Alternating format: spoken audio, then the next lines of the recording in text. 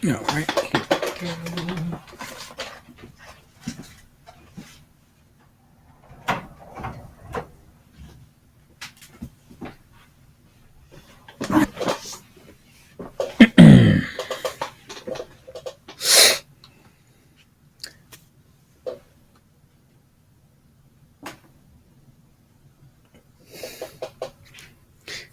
Hello, everyone, and welcome. Let's make sure we are good. Testing. Good to go. Good evening, everyone. This is Commander Ship, and it is State of the Nerd Union for Monday night, January 10th. And we got a light news week. Not a ton to talk about, though. We got some breaking news that happened over the week and over the weekend, and some stuff that happened today. So we'll get right into the quick hits, and then gaming's going to end up taking quite a bit of the show today. And some of you are watching the national championship game with Alabama versus Georgia. I also personally want to get to that as well, so I won't be on super long. I am solo tonight. Steve Doom X has the night off, so we'll definitely get him back in. But coming up tonight, we're talking... Oh, gosh. Folks, it'd help if I brought my notes up. Let's see. Here we go. Yeah, tonight on State of the Nerd Union, we're going to be talking about the untimely death of Bob Saget and the late great Sidney Poitier. We'll be also talking about... special features with Peacemaker coming out on HBO Max, something that we don't get to see a bit. A podcast interview from Phil Spencer, head of Xbox, which you should definitely take a listen to. I think it's a very, not something to continue reporting on, but something that would be interesting to track as we go forward. Along with that, some changes coming to Instagram and LinkedIn, a major purchase from Take-Two Interactive, the Farmville creator Zynga, and the problematic nature of Roblox and how they're exploiting children.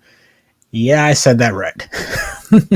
And then we'll end the show talking about something that I'm super excited about, the PlayStation VR 2 and the specs that are out on that, why that should be a really big deal to you. All that starting now. Cool. All right, so I won't do the... How are you doing? Because if you want to tell me how you're doing on the chat, definitely feel free to do that. Let's get into the quick hits. So there's been a fan petition for Agents of S.H.I.E.L.D. That has done pretty well. It's trending on various social media sites, especially Twitter, the hashtag Save Agents of S.H.I.E.L.D.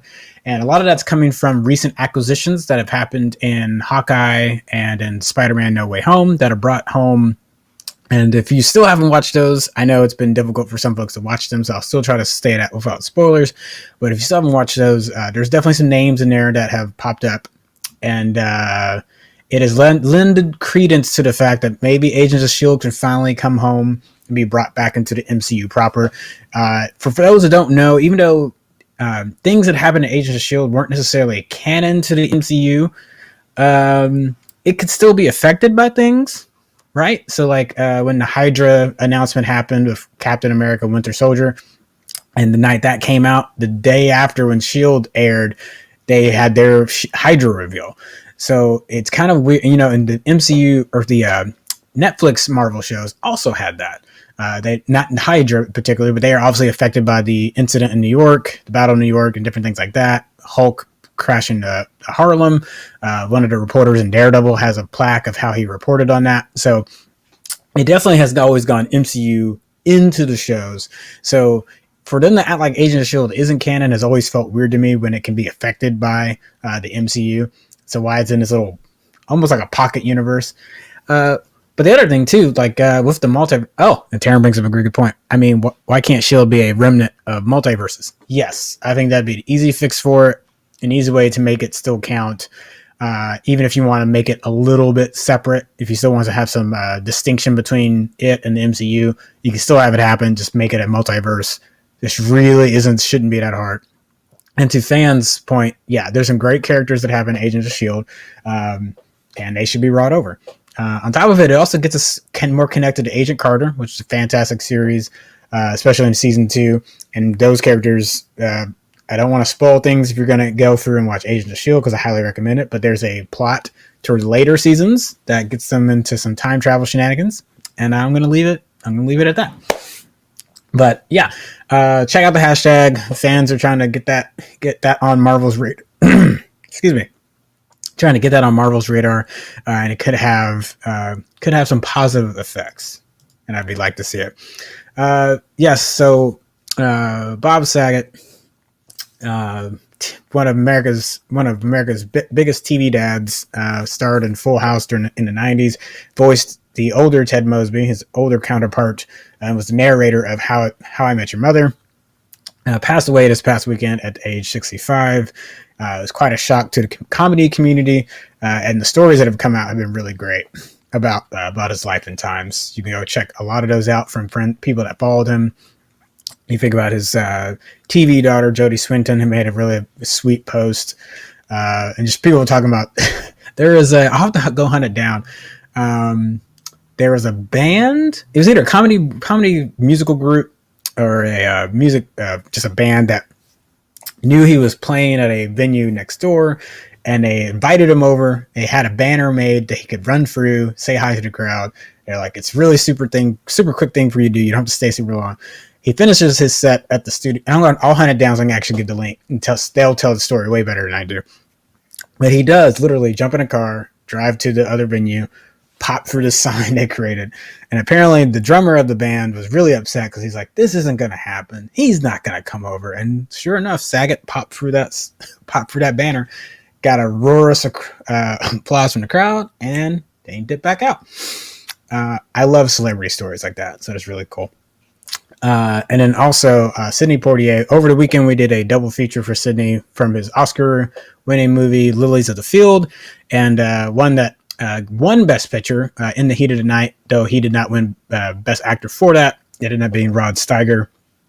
We talked about that over the weekend as well, about the life and times of Sidney Poitier. So just his impact will never be overstated and can't be overstated for what it did for the Black community in regards to access to cinema and films. And it changed the way a lot of people were perceived in film due to his actions and the way he portrayed his roles. That's not a dig at Hattie McDaniels, though does mean that some of the roles she took were very problematic. And Sidney sought to change a lot of that, or refuse roles that he felt would be demeaning to his race, and push back against a lot of that.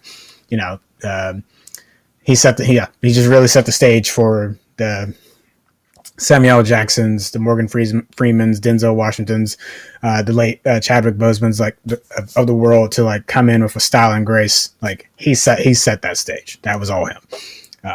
Granted, he still had folks before him, but when he took advantage of the opportunities he had, and he like in that time frame from the early 1960s to late 1960s. It was just that was his time. He owned that. That was his time. Yeah, I made this my profile picture over the weekend. Might keep it up there for a little bit because just the man was sharp. He was a sharp dresser. He's in that Sammy Davis Jr. Just a sharp man. Wonderful man. All right. Gosh, that was a Betty White, Bob Saget for the video gamers and the football folks. John Madden, Sidney Poitier. It's been a rough start to the year. I think the year is going to be great. I think the year is great, but anytime you lose treasured elder stateswomen, it is always rough. So that the year doesn't change that. Cool. All right. Actually, Taryn had posted this, and this is a guy I follow. This is a little screenshot of his banner on Twitter, Wario64. Excuse me. And I have been adamant about if you want to get a PS5 or Xbox Series X, his tips are just invaluable for doing that. They just really are. And but he also, aside from consoles, like he gives you deals. He just talks about where to find stuff all the time, and his access and content and where he gets deals and alerts from is just top notch. So much so that as COVID rapid tests have been hard to come by, he's had some great avenues on there too. I've seen that on the Twitter. Taryn brought up an article where it had been mentioned that he was a solid spot for that, and it's true. Like the Binax tests, if you're trying to get those, he's if you follow his account, yeah, I'm trying to send you over there so you go follow it. If you follow that, you will, I mean, it will be richly rewarded for your time and patience. So that's Wario64 on Twitter. I don't know if he even follows us, but I proclaim his praises all the time because he's that good. All right. And that is all for the quick hits. And we're going to move to our segment for the movie lovers, the cinephiles. This is for the cinephiles, although it also encompasses TV. And the Scott Pilgrim comic book creator Brian O'Malley, along with the movie director Edgar Wright, but he'll be producing in this role, are coming out with a new animated series for Scott Pilgrim. It will debut on Netflix sometime in 2023, 2024, and be produced by Wright, Malley, and Universal Studios.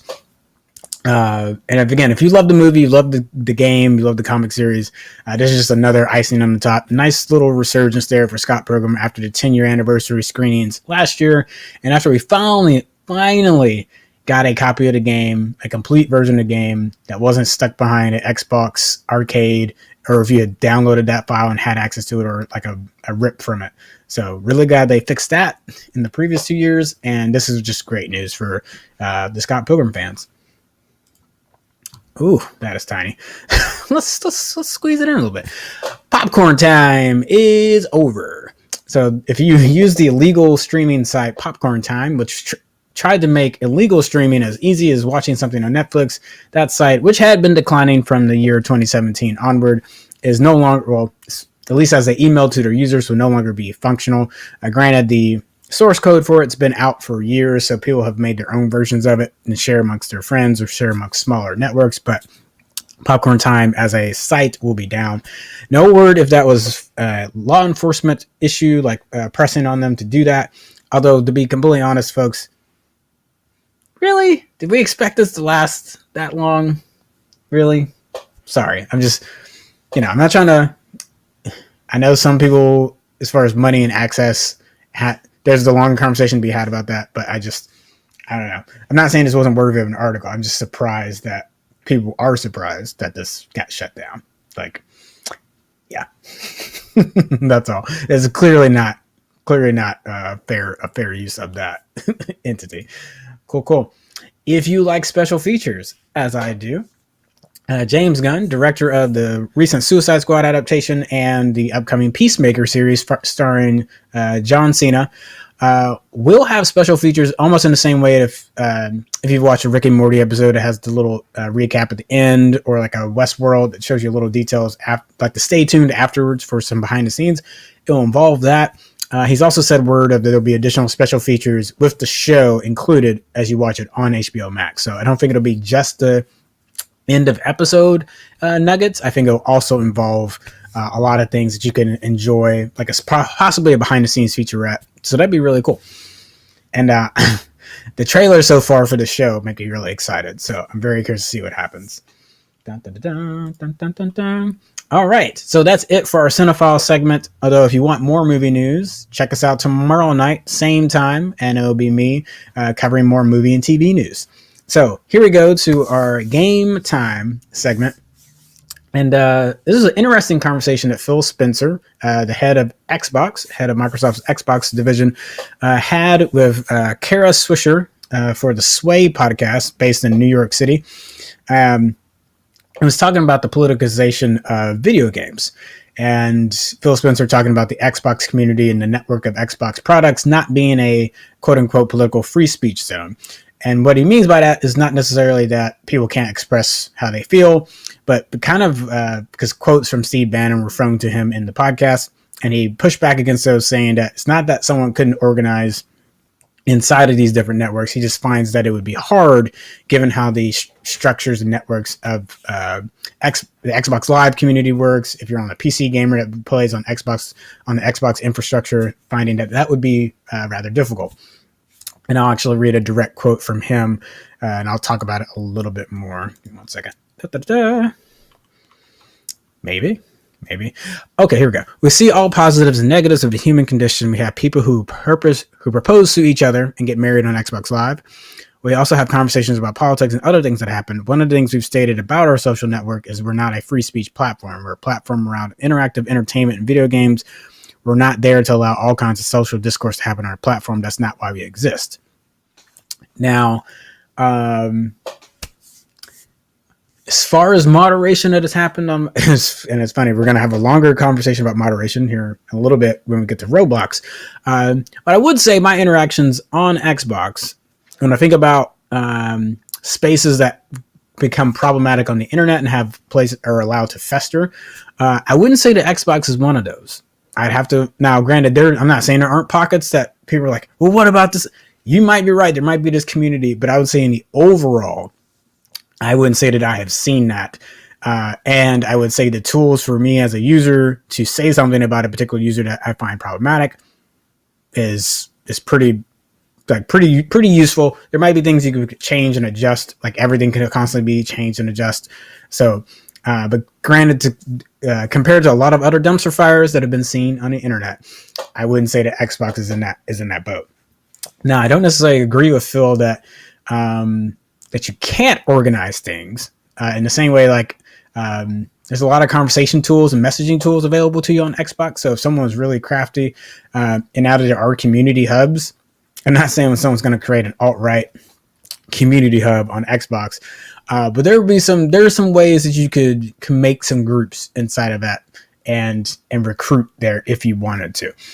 So in that quote from Steve Bannon, I didn't repeat it, but effectively what he was saying, I'll paraphrase, was that because of issues like with Gamergate, that possibly would give them a large recruiting edge that they could use in gaming spaces. He said as far back as 2017. And I would agree with him in that way that there are some pools inside the gaming community that could be pulled upon in different social networks, whether it be Xbox, Sony, Steam networks and communities on Discord.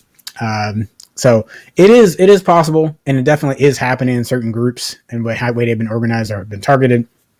So that's where I push back against Phil a little bit, that like it is possible, but I would agree that it'd be harder to do that. It'd be harder to do that on Xbox just because of the nature of how they've set theirs up.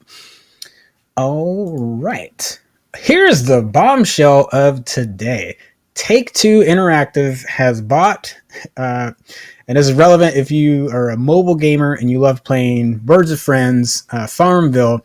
Zynga has been bought by Take-Two in a $12.7 billion deal, which is that is wild, friends.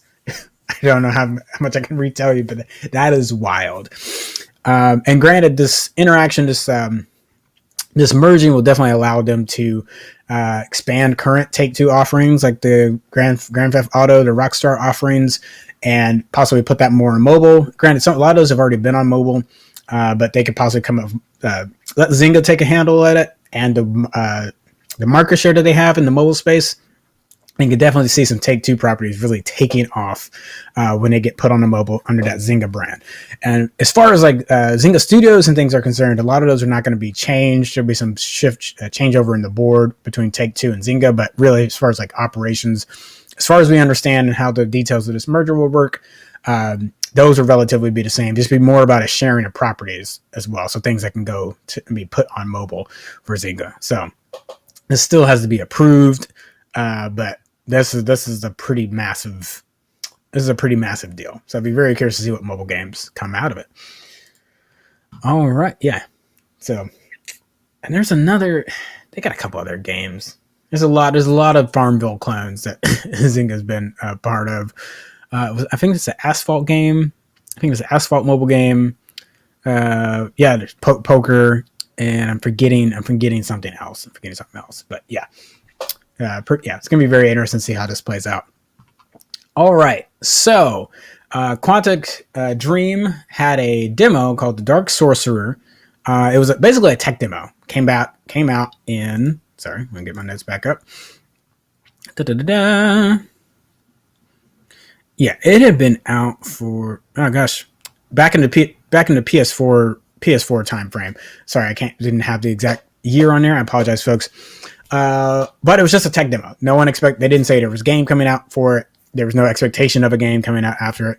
And Quantic has now confirmed, Quantic has not confirmed. This comes from a Twitter user. Let me get them back up. It comes from Twitter user account NGT. But the reason we find this to be credible, he they gave the details for Star Wars Eclipse, which Quantic Dream will be the developer for. So they got that scoop earlier this year, later in 2021, about Quantic taking over that. And they're the same ones reporting that this sorcery game is going to be fleshed out. And again, it was a 12-minute long demo, very jokey, a lot of fun that Quantic had created. And at the time, it was showcasing the power of the PS4. It'd be really interesting to see what they can do, showcasing the power of the PS5 with this game, continuing that on. So really curious to see what goes on there. Let's see. And that is all. Dun, dun, dun, dun. That's all for game time. And we are on to check the tech. And we got here we go. Let's zoom in a little bit. Sorry, it's a little pixelated. So really, we are trying to get higher res photos for you all, folks. I promise. But sometimes we're getting screenshots from articles and things that it can make it hard to get a better image. But we've reported about it was during the summer. It was during the summer of 2021 about more Clubhouse clones coming out on various social media platforms. LinkedIn had been teasing one, and LinkedIn has been doing some ticketed member-only versions at first, but this is about to roll out to more and more users that can use it and basically create LinkedIn events that would be an audio invite. You can kind of see a little bit of what that would look like. So you've got your 4 folks there. So those are basically your 4 hosts, very similar to what you'd see in a Clubhouse session. And then the people that are currently listening to that session, and all this would happen inside of LinkedIn. And LinkedIn's going a step further to create video versions or video conference versions of this as well, where you'd have the 4 video conference hosts there at the top, and then you'd have your video listening participants down at the bottom watching the video as it goes live. And I know some people might be like, why is LinkedIn's infrastructure and community has blossomed and burgeoned in the last 4 or 5 years. So there's a lot more going on there than just it's a place where you network to find your next job. There's so much more happening there. So one, if you're not on there, I definitely recommend you check that out more, get plugged in, because a lot of people are finding ways to be even better at their craft and or become recognized for the things they're doing in their craft on LinkedIn. So this actually is a very logical next step for LinkedIn. I think it meshes in very well. And people were doing this in Clubhouse already. So just cutting out a middleman and putting this spot in LinkedIn, this makes a lot of sense. Now, the longer term ramifications for LinkedIn, what is this going to be? I don't know. Because I would say that's been Clubhouse's biggest problem, is that even though you made a community around that function can effectively be put into other communities that already have coalesced communities talking about these things, or whatever the subject might be. So if you're a gamer and you're on Discord, they've had their audio options and audio channels, and now you can create events in that. And I was like, no, some of those communities are already robust. So what is the allure to going to Clubhouse, especially as more and more people take that functionality and put it elsewhere? So not hating on Clubhouse. I liked it for its exclusive nature there for a bit. Now it's open up to a lot more people, but I'm really curious going forward what the allure is going to be for Clubhouse when other folks have taken that on. All right. And this one really seems like it should have been like a no-brainer for a long time. And I don't know why Instagram has done it the way that they did. But, for a long time, if you look for your Instagram feed, you're going to get your promoted ads of posts from other users. You'll see some of your friends or the people that you're following, and it's kind of a mishmash of whenever that happened. There will be new options coming out on Instagram that will allow you to actually see it in a more chronological view. It has already been rolled out to some users in testing this month, and we'll see if this will become a permanent fixture. But really, this is just, I don't know why this wasn't a thing already. Granted, you can go into your feed and you'll usually see the most recent posts, but if you haven't been on in a day or two and you want to try to catch up, the ability to do that has not existed for since Instagram's inception. And it's just one of those, like, it feels annoying to talk about it. It just feels annoying that we even have to bring this up. I hate when people take features away and then bring them back like it's new stuff. I would like an apology. I would like an apology that you took the feature away that should have been there. And then I don't know. Sorry, it's frustrating. But anyway, hey, rolling out this month with select users, and hopefully become a permanent feature coming really soon. All right, so this is kind of be rolling into our main topics, but this is still a tech related topic. So this is kind of the end of tech, but it's rolling into our main topics. And if you use PayPal, Zelle, Venmo, whatever payment system that you use, either if you're giving money back and forth to your friends, this is a very important detail to know about what's coming up with the IRS change. And there's been a lot of misreporting on it. So I want to make sure that people understand what's happening. So there's already an IRS. So before we even talk about the payment systems, there's already an IRS requirement that if you receive more than $600 outside of your normal job payment, so like let's say you do odd jobs and you got paid more, like as an independent contractor, made $600, you typically need to report that, and there'll be tax on that after $600. And what has happened on online payment services is that until you reach 200,000, that they weren't required to do a 1099-K or to send that information to the IRS. Now everyone's got their hair on fire because there's a change coming for this coming tax year. So not on your current return, but for whatever happens in the year 2022, on that following return in 2023, you'd have to start reporting that those payments that have happened in the payment system. But there is a distinction that needs to be understood.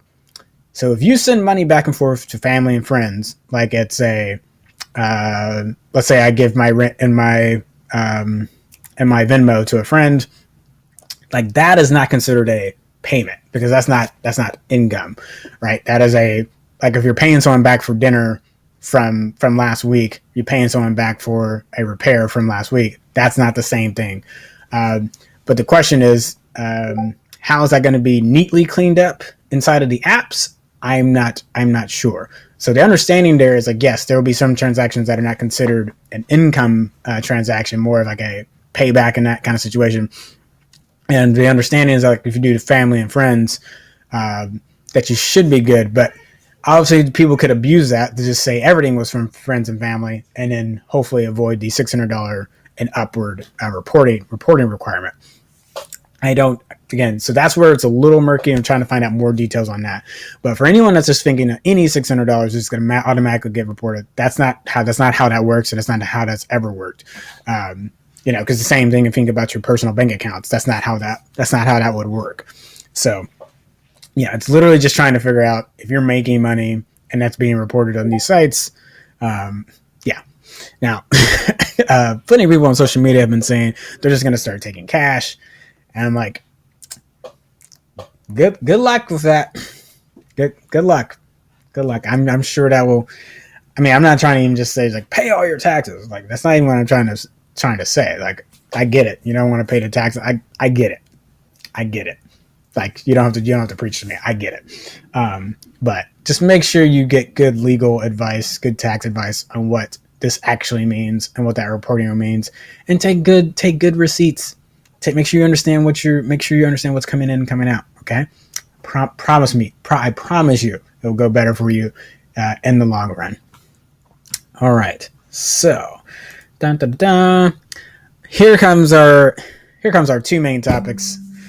So just talked IRS, and I'm going to talk Roblox before I get to PSVR because I'd like to end it on a nice note. And this Roblox situation is not a nice note. It really isn't. Yeah. So, if you're not on this community, long story short, think of it as an opportunity to play different games, different skins and mods. In the Roblox community, users can create items and tools and different things for characters inside of Roblox. And if it's very popular and people are buying it, you obviously can do it for free and give a free item. But if you put a lot of work and time work into it, people want to get paid for the skins and the games and the add-ons that they do on Roblox. And this has led to some very successful things for people to make money from. So cool. I ain't got any problem with that. But Roblox is a very young community.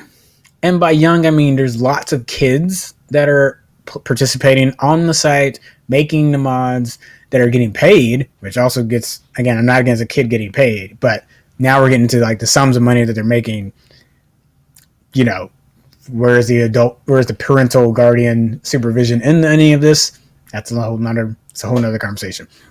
And I'm not going to try to give as full of a recap because I want to direct you to a video from, make sure I get their account right. The Guardian also did a fantastic article if you prefer to read this. So you can definitely read it. Guardian, it came out yesterday, actually. The title is The Trouble with Roblox. And the subtitle is The Video Game Empire Built on Child Labor. And that's accurate because that is what's happening.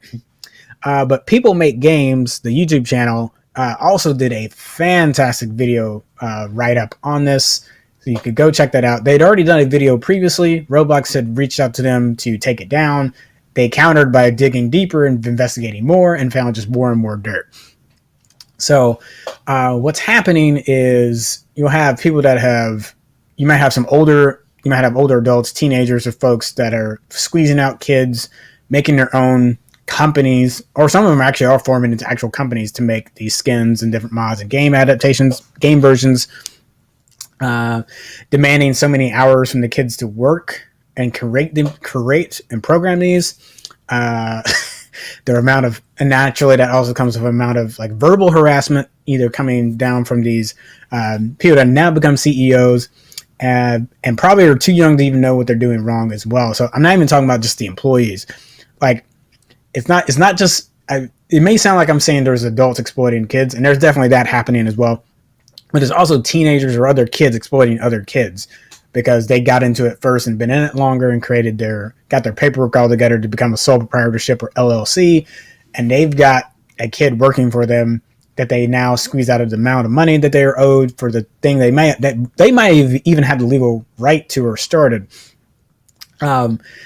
Just to give you a taste of it. And on top of it, there's verbal harassment baked into that, and a lot of sexual harassment that's been baked into it, or people not realizing, or they should be realizing, and I don't know why the age of the child should matter in that respect. You shouldn't be talking to anyone in that regard anyway.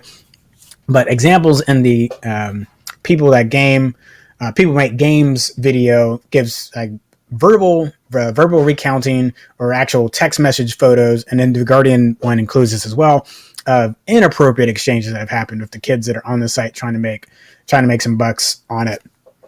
So Roblox is, and to add additional problems, apologize for hitting the mic. Roblox's responses to this have been dreadful, to say the least. Now, they have banned some users that have gotten enough attention, so I guess I will give them a point for that, but I will remove 10 more points because every time users report issues of, let's say, because you could transfer all your items to another account to continue selling once that account has been banned, then the ban really doesn't have any power. The ban doesn't really have any effect. So great job, Roblox. Just great job. You did such a fantastic fail. Fantastic fail. It's beautiful. It's great. So no, they've got some work to do. They're in my Activision Ubisoft doghouse right now. So you're in the trash bin. You're on fire. You're in the dumpster fire. You need to put out the fire, and you need to get out and make a whole new thing, because that is obscenely trash. It's obscenely terrible. And I'm giving you the broad strokes again because I'm going to repeat. There's already great reporting on this. I want you to go read that and check that out on The Guardian. And I'll drop a link in for this video from People Make Games. But you think we would be able to mobilize quickly to get action when kids are involved, but apparently not even then. So Roblox, get your shit together. All right, to something that is a lot more fun, and gosh, I'm still gonna be mad about that. Oh man, actually, I want to grab one thing because I forgot a image I want to include with this conversation. I think it's important because I really love the controller really love the controller for this. Cool. So PlayStation VR, they calling it PSVR 2, which is a little bit of a misnomer for the folks that are really big PlayStation VR owners like myself, because there have been 2 VR headsets before this one. So there's the original one, and then there was a model update that increased, like just improved, did some subtle improvements to the headset design, to the control box that went to your PS4, and subsequently now I'm using it on my PS5 as a weight to PSVR, and also gave HDR support, better 4K support to that second model of the PSVR. Like if you try to find one used, a lot of people are trying to get rid of the version 1 of that and get to the version 2 because it's just that much better. So it just processed a lot better, did a lot better. But it did require a pass-through box, so it meant that you had to throw your HDMI cable. For the home theater lovers, that box, while it did a lot of things well and streamlined things to help it make it easier for your PSVR experience, it also it was tricky. It made it tricky. Some things to think about as well. You also had to have the PlayStation camera, and I don't have it with me. But the PlayStation VR controllers are okay. Like if you're going to use a PlayStation controller, it's fine if that's what it calls for the game. But the actual PlayStation controller, Move controllers are, not really like them. I never thought they were super ergonomic. They're great if you're going to do any kind of saber type game. Beat Saber is great with those, but for anything else, don't really love them. And I'm going to get to that controller in a second. But the things that immediately stand out. One, I love OLED panels for VR. So as much as people love the Valve Index, and the Valve Index right now is the king. I'm cool with that. If you think it's the king, great. But its resolution just got blown out the water by the PSVR. I've got to list it up there. Being able to do folks, that's 4K per eye. That is 4K per eye. That is insane for a VR headset. That is, and like actual now, and there's also going to be eye tracking. And eye tracking inside of the headset, as far as we understand it from the CES presentation, also means that they could effectively know where your eye is moving and possibly reduce the resolution on the edges of the image if you're not looking at it, to help save processing power on the PlayStation 5. Again, this will be tethered to the PlayStation 5. We have no idea on a wireless connection, though. I know a lot of people love to go wireless outside of using Oculus Quest, and I don't know why. It is usually not a great experience, so I'm okay with tether so long as you can have a light connection. And from everything we understand, along with that connection, that it will be one USB-C connection to the headset out to your PS5. No box needed. Everything can be processed inside the PS5. So for the home theater aficionados, that's a great news because that just saves us so much as far as what we were having to hook up and plug in and do stuff like. So I'm very excited about that. No word yet if it will be backwards compatible with current PS4 VR games, but the assumption is that would be likely. There's already PSVR support on the PS5 because you can play your PS4 VR games on it. So it would just seem odd that wouldn't cross over. So if you look at this again, you've got headphone jack. It doesn't say there's built-in audio. That would seem a little. I'm assuming they're working off of the. That actually might be the one odd spot on here. Now, and how will it work with the headset? Because if you have the PlayStation Pulse 3D headset, it's really great, and you'd probably want to be able to use that with your PSVR 2.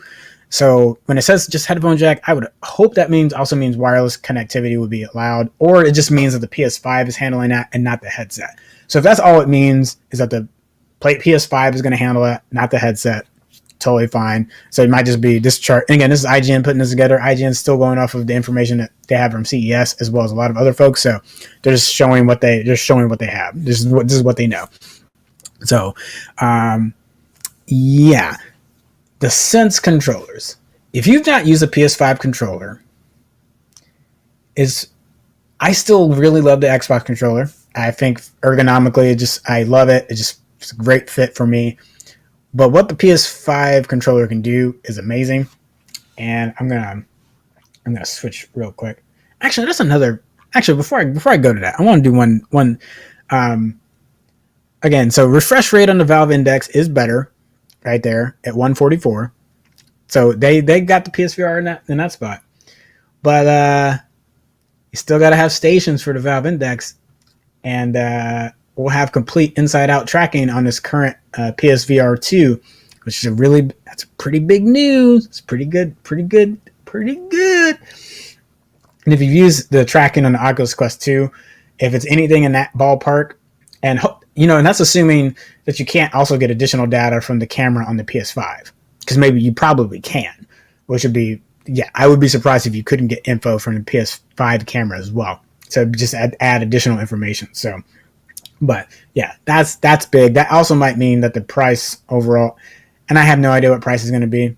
Have no idea. I'm hoping it's going to be like $299, $399, so it's not the full price of a brand new PS5 also, and then that means cost per equipment, you're still coming in lower than the Valve Index, which can be $1,000 to $1,500 just for the headset and the controllers and everything coming with that.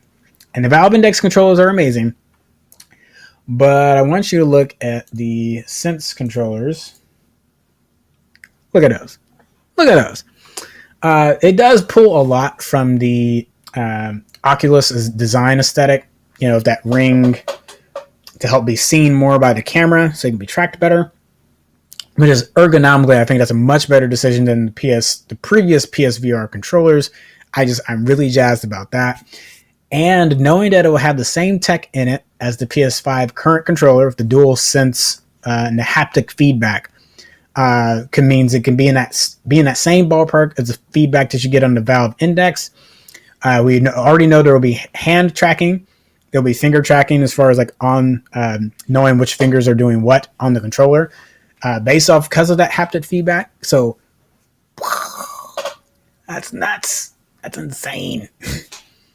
And again, it could come in way less. It could come in like $500 to $600 less than the Valve Index, everything included. Granted, you wouldn't have to include thinking about buying your PC again as you do a Valve Index. But if you're just like, I wanted to jump in VR and I don't own anything, you could possibly buy a PS5 and a PSVR and still be less than whatever you'd have to pay for your computer and for the Valve Index.